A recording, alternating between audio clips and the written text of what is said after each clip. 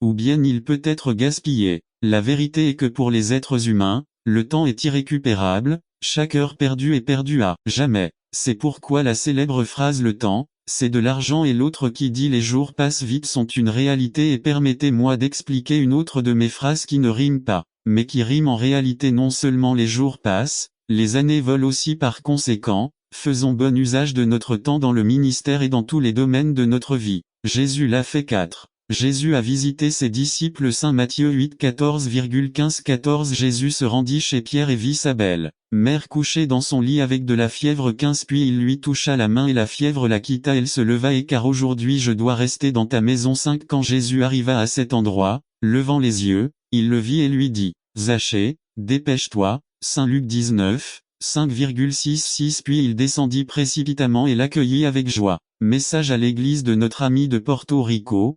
Combien veulent que le pasteur, les dirigeants et les diacres viennent chez eux pour prendre un café dans le Posillo cassé. Toutes les personnes présentes ont levé la main, se sont levées et ont ensuite applaudi. Pour Dieu, la visite est de la plus haute importance. A. Il a visité Adam en Éden. B. Il a visité Moïse dans le buisson ardent. C. Il a visité les êtres humains à travers son Fils Jésus-Christ pour leur offrir le salut et la vie éternelle. N'attendez pas qu'il soit trop tard. Devenez membre de la chaîne Today et bénéficiez de réconfort et de soutien dans les moments difficiles. Cliquez sur le lien dans la description de la vidéo. Mar 9 avril 2024 page 5. Jésus s'est également consacré à visiter son peuple. A. Il a rendu visite à ses disciples lorsqu'il regarde notre péché. Notre Dieu tend la main et nous prend pour nous purifier et nous aider. 4. Nous avions besoin d'un exemple à suivre. C'est une chose que Dieu nous dise: "Soyez saints car je suis saint." 1 Pierre 1,16. C'est une autre chose que Dieu se fasse homme pour nous enseigner la sainteté dans la vie pratique de tous les jours. Parce qu'il est devenu comme nous,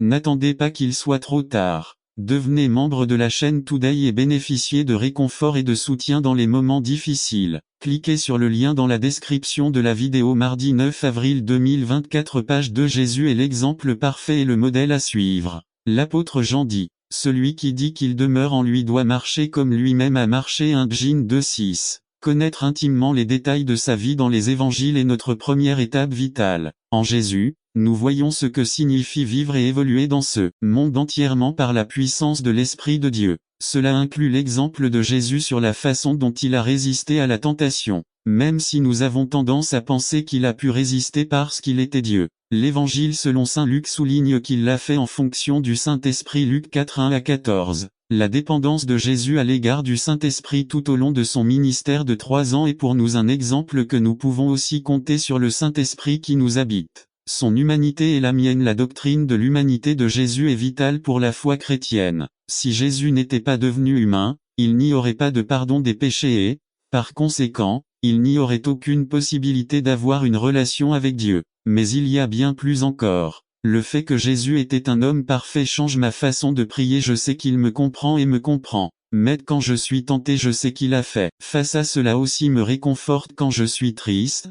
Je sais il a subi une grande déception et me fortifie lorsque je me sens faible. Je sais qu'il a connu la maladie et les limites de son existence corporelle. Tout comme comprendre et croire en la divinité du Christ est indispensable à notre foi, apprécier son humanité l'est aussi. N'attendez pas qu'il soit trop tard. Devenez membre de la chaîne Today et bénéficiez de réconfort et de soutien dans les moments difficiles. Cliquez sur le lien dans la description de la vidéo. Mardi 9 avril 2024 page 3 face au mur. Résumé. Il est nécessaire que nous apprenions à faire confiance à Dieu et à sa parole quelles que soient les circonstances. Par Juan Alvelot. Titre: Face au mur. Texte: Josué 6 1-16-20. Introduction. Nous sommes souvent confrontés à des situations tellement désespérées et incroyables que nous savons quoi faire. Le peuple d'Israël a fait face à de nombreux obstacles qui auraient pu l'arrêter, mais il a appris à faire confiance à Dieu. Il est nécessaire que nous apprenions à faire confiance à Dieu et à sa parole quelles que soient les circonstances.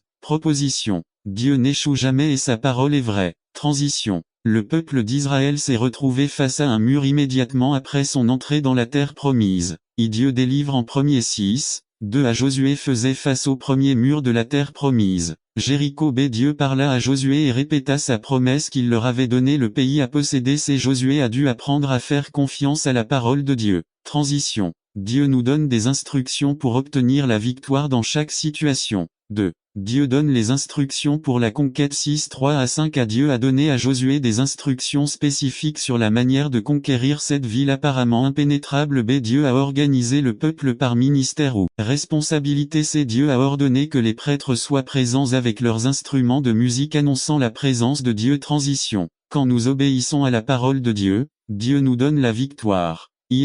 Dieu donne la victoire. 6h20 à le peuple obéit à la parole que Dieu avait donnée, aussi étrange qu'elle paraisse. B. Et quand le peuple eut obéi, les murs de Jéricho tombèrent. C. Dieu a été fidèle à sa parole est vérité. Transition. Nous nous heurtons tous au mur à un moment de notre vie, lorsque n'attendez pas qu'il soit trop tard. Devenez membre de la chaîne Today et bénéficiez de réconfort et de soutien dans les moments difficiles. Cliquez sur le lien dans la description de la vidéo. Mardi 9 avril 2024 page. Ainsi nous obéissons à Dieu, nous pourrons marcher droit au front et vers la victoire. Conclusion 1. Quelle que soit la situation ou le mur auquel nous sommes confrontés, Dieu a toujours un plan précis pour la victoire. 2. Soyons attentifs à la voix de Dieu au milieu de la tempête et il nous donnera la victoire. N'attendez pas qu'il soit trop tard. Devenez membre de la chaîne Today et bénéficiez de réconfort et de soutien dans les moments difficiles. Cliquez sur le lien dans la description de la vidéo. Mardi 9 avril 2024 page 2. Atteindre le but résumé. Dieu récompense la fidélité de ses serviteurs. Par Juan Alvelot. Titre.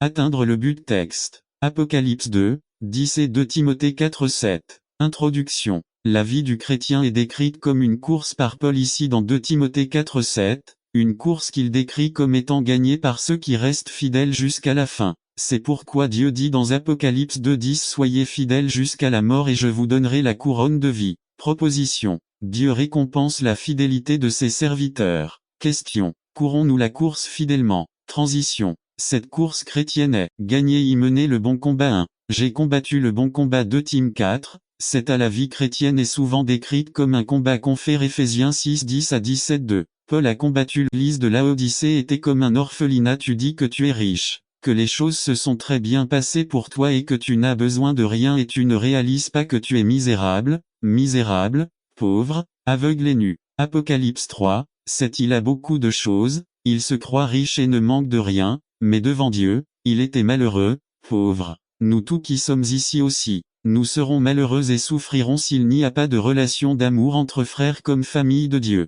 Tant que nous ne cherchions que notre propre intérêt, nous étions amateurs d'argent, amateurs de plaisir, succès ou bien-être que nous pouvons expérimenter n'est dû à personne d'autre qu'au Seigneur. Le seul digne de tout honneur et de toute gloire est Dieu. C'est dans Isaïe, le Seigneur dit, « Je ne partagerai ma gloire avec personne ». Les gens qui n'adorent pas le Seigneur lui disent indirectement qu'ils n'ont pas besoin de lui, qu'ils peuvent survivre par eux-mêmes et que, par conséquent, tout le mérite leur appartient. Dès dans l'adoration, nous disons au Seigneur, « Tout est à toi et de ce que nous recevons de ta main, nous te le donnons. » Reconnaissons sa bonté. 5 Depuis Adam, le diable nous a trompés en nous faisant croire que Dieu n'est pas bon, et depuis lors nous vivons dans la peur de l'avenir et dans l'inquiétude pour notre bien-être. Cependant, cette bonté de Dieu se manifeste dans à sa miséricorde éternelle. Dieu a pitié de nous à chaque instant où nous avons un besoin urgent de lui. B. Sa vérité éternelle. Dieu nous éclaire et nous offre le chemin à parcourir dans nos vies. Conclusion. Pas étonnant que Dieu s'intéresse à ce que vous et moi soyons de vrais adorateurs. N'attendez pas qu'il soit trop tard. Devenez membre de la chaîne Today et bénéficiez de réconfort et de soutien dans les moments difficiles. Cliquez sur le lien dans la description de la vidéo. Tu après 09, 20, 24 page 2 Si reconnoscemo subonda infinita, si vivimo en continua gratitu, si lo admiramo como nuestro creador y sustentador, si nos acercamo a él, y si nos ofrecemos a su servicio, él sera glorificado y nosotros contarmo con su bendición en nos vies. Que Dieu trouve en chacun de nous les vrais adorateurs qu'il recherche. N'attendez pas qu'il soit trop tard. Devenez membre de la chaîne Today et bénéficiez de réconfort et de soutien dans les moments difficiles. Cliquez sur le lien dans la description de la vidéo. Mardi 9 avril 2024 page 3 Le pouvoir transformateur de la prière résumé. Les qualités d'un cœur qui cherche Dieu dans la prière par Félix Ramirez. Le pouvoir transformateur de la prière. Matthieu 6 5 à 15 Introduction 1. Les lettres supposées personnelles des candidats politiques qui je vous enverrai avant les élections. On dirait qu'ils vous connaissent vraiment. Cependant, il existe une énorme différence entre un format de lettre dans lequel seul un nom est indiqué et une lettre écrite personnellement. En termes simples, la différence repose sur une question de sincérité. De même, l'une des grandes différences entre la vraie religion chrétienne et les autres religions du monde est la prière. Dans la vie chrétienne, la prière est une affaire de cœur. C'est vivant, dynamique. Dans d'autres religions, la prière est statique et morte. 3. La raison de cette différence est que la prière a pour objectif final le même objectif que Dieu a pour toute notre vie: nous transformer, nous renouveler à l'image du Christ. 4. La question de la prière est donc cruciale dans la vie du croyant. Dans ce passage, nous trouvons donc la vérité que proposition. Dieu veut transformer nos cœurs par la prière. Question. À quoi ressemble le cœur que Dieu entend former en nous? Réponse. Dans cette section du Sermon sur la montagne, nous voyons 3 qualités du cœur que le Seigneur désire développer en nous par la prière. Tout d'abord, Dieu désire développer un cœur humble dans le regard du Seigneur. 5 à 8 à fausse humilité. 1. Cette section du sermon est la deuxième application de l'avertissement de Jésus au V1, quand il dit « Gardez-vous de faire votre justice devant les hommes ». Notre Seigneur parle du point de vue juif sur les 3 expressions fondamentales d'une vie pieuse: les œuvres de charité, la prière et le jeûne. Dans la partie précédente, Jésus avait appliqué l'avertissement au domaine des œuvres de miséricorde. C'est maintenant l'heure de la prière.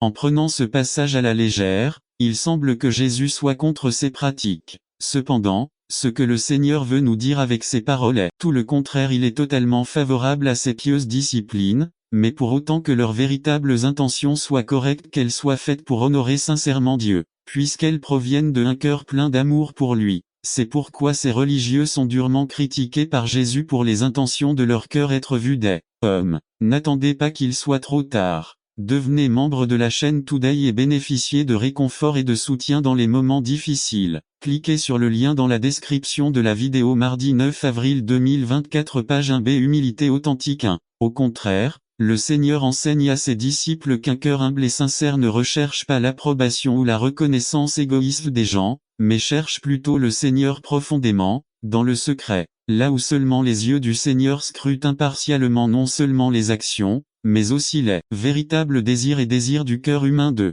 C'est pourquoi Jésus nous conseille que, contrairement aux hypocrites, le vrai disciple s'humilie devant le regard inconfortable mais compatissant de notre Dieu. 3. L'humilité ne nous attire pas, mais n'oublions pas que c'est l'une des vertus les plus appréciées du Seigneur. À Michée. Ô accent circonflexe homme, il t'a déclaré ce qui est bien et ce que le Seigneur exige de toi: seulement faire la justice, aimer la miséricorde et marcher humblement devant ton Dieu. Michée 6, 8b. Salomon. La crainte du Seigneur est un enseignement de sagesse, et l'humilité passe avant l'honneur. Proverbe 15, 33c. David. Il est bon d'avoir été humilié, afin que j'apprenne tes statuts. Psaume 119, 71d. Avant d'être humilié, je m'égarais, mais maintenant, je tiens ta parole. Psaume 119, 65. Car l'Éternel, votre Dieu, l'a choisi entre toutes vos tribus, pour qu'il soit au nom de l'Éternel, lui et ses enfants, pour toujours. C'est justice, paix et joie dans le Saint-Esprit. Romains 14, 17. Que le royaume de Dieu n'est pas nourriture ni boisson, mais justice, paix et joie par le Saint-Esprit. Le royaume de Dieu n'est pas un royaume naturel mais un royaume spirituel qui s'intéresse non à ce qui passe mais à ce qui est éternel. B. C'est un royaume de justice. La conscience de l'homme souffre et lui fait souffrir lorsque la somme des péchés pèse sur son esprit. Mais et pour que vous receviez les bénédictions que Dieu veut vous envoyer, il est nécessaire que vous labouriez profondément votre cœur. Rappelez-vous que les sacrifices qui plaisent à Dieu sont contrits et cœur humilié. Si vous voulez être une bénédiction, ce confort doit être rompu. L'une des plus grandes malédictions qui pèsent sur l'Église aujourd'hui est que nous n'avons ni chaud ni froid. Apoc 3, 15 à 17. Nous nous contentons d'avoir des nombres même si nous n'avons pas d'âme, nous nous contentons d'avoir des sermons même s'ils n'ont pas l'onction du ciel. Nous avons des activités sociales au lieu d'un réveil. Nous avons des salles de banquet même si nous n'avons pas de salle secrète. Nous avons du divertissement au lieu d'avoir de l'agonie, du jeûne, de la prière, de la confession, des larmes, du repentir.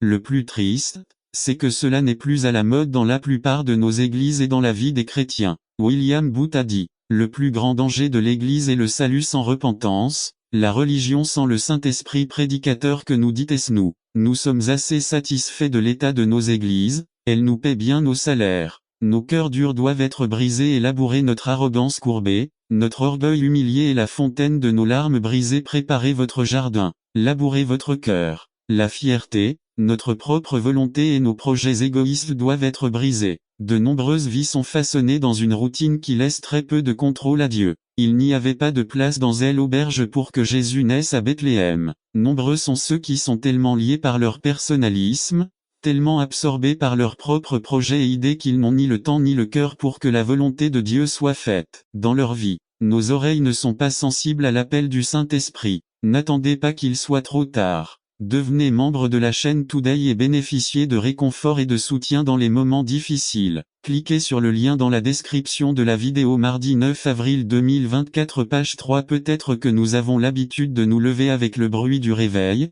Maintenant précisément, nous ne rêvons même pas de pouvoir nous lever tôt le matin pour faire une veillée de prière. Je trouve que tôt matin, quand le Seigneur appelle à prier, à lire la Bible, à étudier et à rencontrer mon Dieu, je ressens l'impulsion du Saint-Esprit. Je crois que nous devrions avoir une heure fixe pour prier et lire la Bible, mais plus doux sont ces moments où nous ressentons l'appel à la prière et nous abandonnons nos projets et laissons les choses en suspens pour rencontrer Dieu, parce qu'il a la priorité dans ma vie. Chaque chrétien doit faire des plans pour gagner des âmes, mais bienheureux sont ceux dont le cœur attend avec sensibilité la direction du Saint-Esprit. Parlez à cet homme qui est perdu. Maintenant, va chez ton voisin et parle-lui de Jésus. Que Dieu nous aide à ne jamais faire de plans sauf ceux soumis à sa volonté, et à être prêt à changer, rompre ou abandonner ses plans avec joie à la moindre indication que sa volonté est différente. Ne cachons pas à Dieu nos affaires, nos amitiés, nos ambitions, nos espoirs, nos projets et nos cœurs. Oh, que Dieu nous aide à changer les choses qui nous plaisent et à faire seulement ta volonté. Les hommes et les femmes connaissent l'art de rechercher Dieu. Ils étaient habitués à prier et à jeûner pendant de longues périodes, à se plaindre du péché. Daniel cherchait la face de Dieu dans la prière sur le péché de son peuple. Daniel 9, 3 à 19. Dans la prière, le jeûne, le sac, les cendres et la confession. Et mes frères, préparons le terrain de nos cœurs. Tout ce qui ne va pas en nous est les choses insignifiantes, notre manque d'intérêt pour les âmes perdues, notre indifférence pour la maison de Dieu, nos péchés, notre manque de prière, notre mondanité, notre intérêt pour mal dans nos cœurs. Il y a un mal profondément enraciné chez de nombreux chrétiens aujourd'hui. C'est parce que nous n'avons ni chaud ni froid, nous sommes juste tièdes. Frères, si vous avez été plus proche de Dieu avant qu'aujourd'hui, votre âme a besoin d'une visite du ciel. Nous devons labourer nos cœurs et ne laisser aucun endroit qui ne soit brisé, afin que Dieu puisse envoyer sa bénédiction sur votre vie. Ne semez pas sur des épines. Soyez brisés devant Dieu, puisse-t-il vous briser et ne pas être brisé à cause de votre péché. Que Dieu te bénisse. N'oubliez pas qu'un cœur impénitent accumule la colère pour le jour du juste jugement de Dieu. N'attendez pas qu'il soit trop tard. Devenez membre de la chaîne Today et bénéficiez de réconfort et de soutien dans les moments difficiles. Cliquez sur le lien dans la description de la vidéo. Mardi 9 avril 2024, page 4. Élisée, sa passion pour la puissance de Dieu. Résumé. Dieu appelle ses serviteurs et les motive à le suivre. Qu'est-ce qui vous motive à suivre Jésus? Avez-vous entendu sa voix vous appeler? Par Gilles Roman. L'appel d'Élisha. Un homme passionné pour la puissance de Dieu. Roi 19, 19 à 21. Introduction à Élie à la fin de son ministère. Un grand prophète de Dieu est proche de la fin de son ministère. Il a défié le pur Achab. Il a prié avec une telle puissance que la pluie s'est arrêtée pendant 3 ans et demi. Jacques 5, 17. Il était le deuxième homme après Énoch, que Dieu a appelé en sa présence sans passer par la mort. C'était si important qu'il a rencontré Moïse et le Christ lors de la transfiguration de Élie fut chargé de choisir Élisée comme son successeur. Élisée était un agriculteur prospère. Il labourait avec 12 paires de bœufs quand Élie arriva. C'était un homme de campagne prospère et il aimait faire les choses en grand. 3. Votre vie allait maintenant beaucoup changer et elle ne serait plus jamais la même. 2 sermons. À l'appel de Dieu à Élie. Chevet 9, 1. Dieu connaissait Élisée avant l'arrivée d'Élie. V 16. Pierre 1, 2, 2. Le Seigneur a appelé Élisée avant qu'Élie ne l'annonce. F 1, 4, 3. Le Seigneur a utilisé Élie pour communiquer l'appel à Dieu utilise ses serviteurs pour accomplir sa volonté. Nous devons être disposés à servir en tant que serviteurs de Dieu. 4. Le Seigneur a appelé Élisée au ministère lorsqu'il était occupé. 5. L'appel du Seigneur exige souvent que nous abandonnions le succès humain pour le servir. N'attendez pas qu'il soit trop tard. Devenez membre de la chaîne Today. Ont tendance à avoir une bonne opinion d'eux-mêmes, Puisqu'il y a des échanges de cadeaux, ont lieu le téléthon, le jugueton, des activités altruistes sont organisées, etc.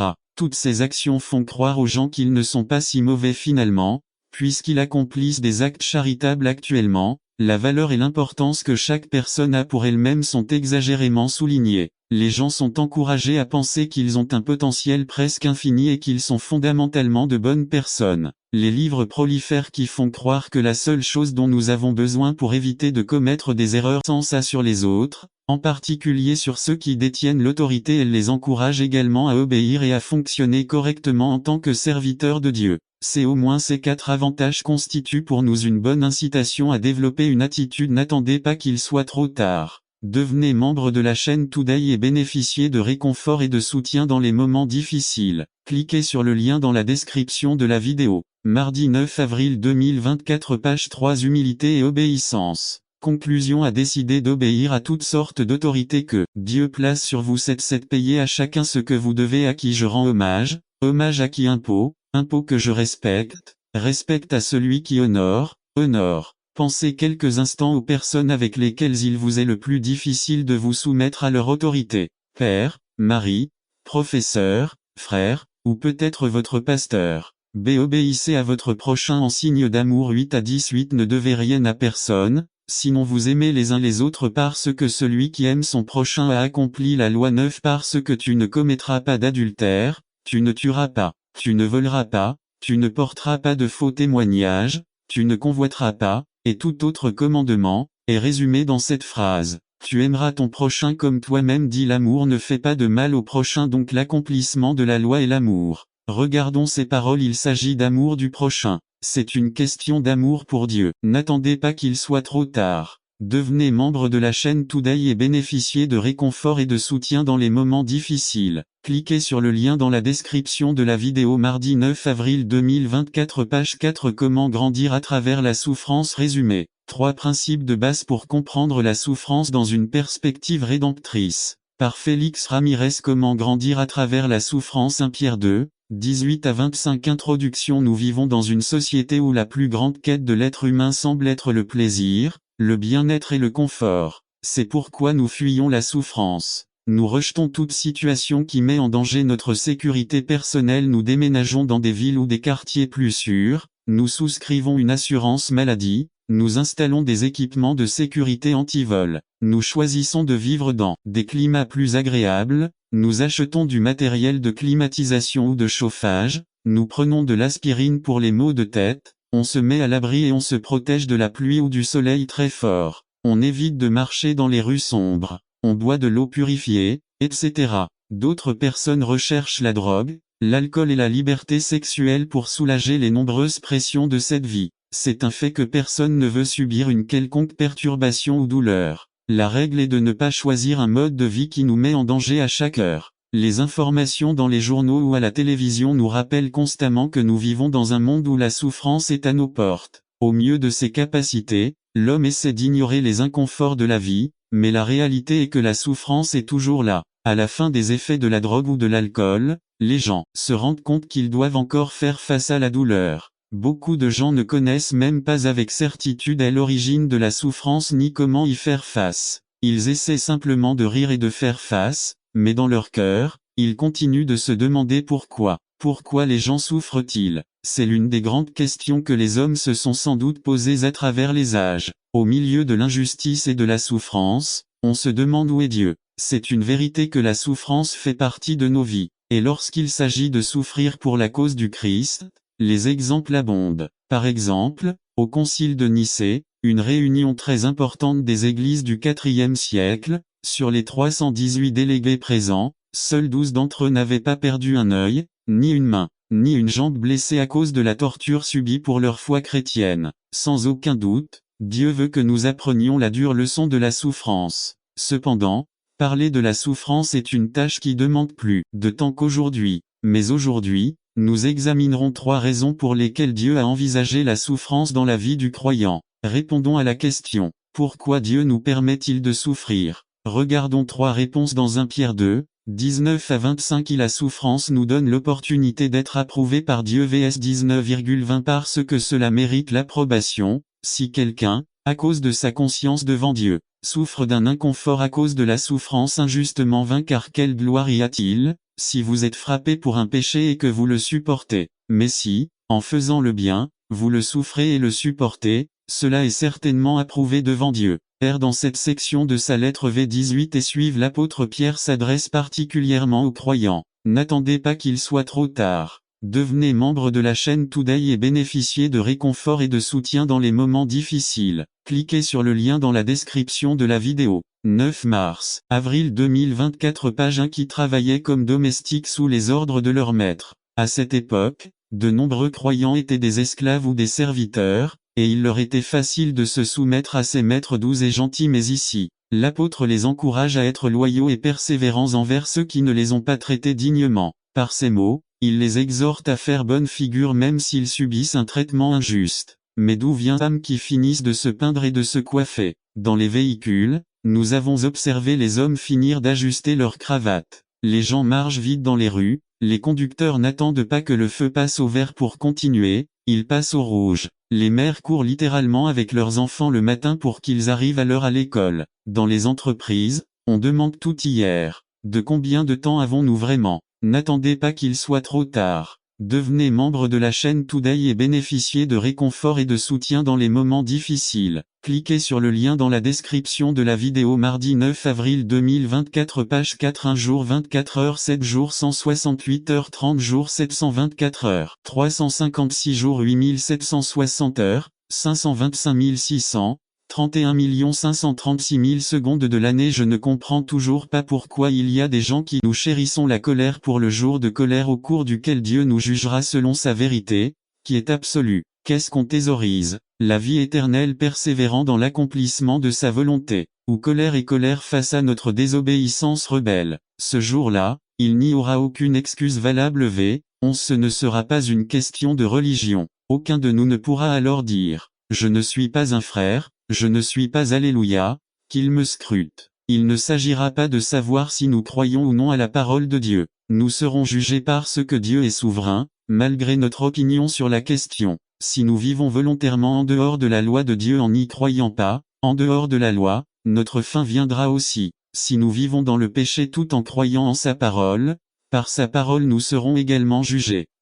12 Car, que nous professons ou non la bonne religion, que nous croyions ou non à la Bible, une chose est sûre, Dieu a donné dans notre nature même, la capacité de savoir ce qui est bon et ce qui est mauvais. Nous tous, sans exception, même si chez certains d'entre nous elle est déjà insensible et insensible, nous avons ce que nous appelons notre conscience qui ne nous permettra pas l'impunité devant Dieu. 14 à 16 Non. Il ne s'agira pas d'appartenance religieuse. 3. La personne religieuse est aussi coupable. 17 Il existe une autre classe d'individus qui seront devant le trône de Dieu pour être jugés. Les religieux de ce monde. Nous sommes ceux qui disent craindre Dieu, qui croient en sa parole, qui s'efforcent de lui obéir fidèlement et qui acquièrent même la réputation d'être différents des autres grâce à notre témoignage. N'attendez pas qu'il soit trop tard. Devenez membre de la chaîne Today et bénéficiez de réconfort et de soutien dans les moments difficiles. Cliquez sur le lien dans la description de la vidéo. Mar 9 avril 2024 Page 3 Nous pensons que nous sommes en bon terme avec le Créateur, que nous le connaissons suffisamment pour indiquer la voie aux autres en leur prêchant. Nous connaissons la parole de Dieu et nous savons distinguer le bien du mal. Nous connaissons par cœur les passages bibliques, car nous avons été éduqués dans la crainte de Dieu. Nous avons hérité de notre religion depuis l'enfance et nous la pratiquons fidèlement. Nous ne sommes pas différents. 21 à 23 De son haut trône, le Seigneur nous déclare notre condition. Il sait que même si nous essayons, que même si nous savons, que même si nous aspirons à être fidèles nous échouons comme tout le monde. Nous ne sommes pas différents, nous sommes pires. Car à cause de nous, son précieux nom est injurié dans le monde. Parce qu'en raison de leur condition et de leur attitude, les moralistes dépravés et hypocrites s'apportent honte et jugement, mais nous, les religieux nous apportons honte et reproche à Dieu. 24-4, nous sommes tous faits de la même argile. 25 à 29 Sous la croix, tout le sol est plat. La façon dont nous nous considérons n'a pas d'importance. Ce qui est important, c'est ce que nous sommes vraiment sont. Ce n'est pas une question d'attitude juste, mais de nature juste. Notre religion ne nous est d'aucune utilité sans une obéissance parfaite. La circoncision est une figure de notre religion, Et cette religion fait pour nous devant Dieu la même chose que l'incrédulité des inconvertis fait pour lui. Absolument rien. 5. À la vérité, il y a 3 bases possibles que nous pouvons occuper dans ce jeu où nous sommes. A. Des pécheurs dépravés effrontés, nous serons jugés par Dieu. B. Des moralistes masqués, des hypocrites, nous le ferons être jugés par Dieu. C. Religieux confiants avec des vêtements neufs.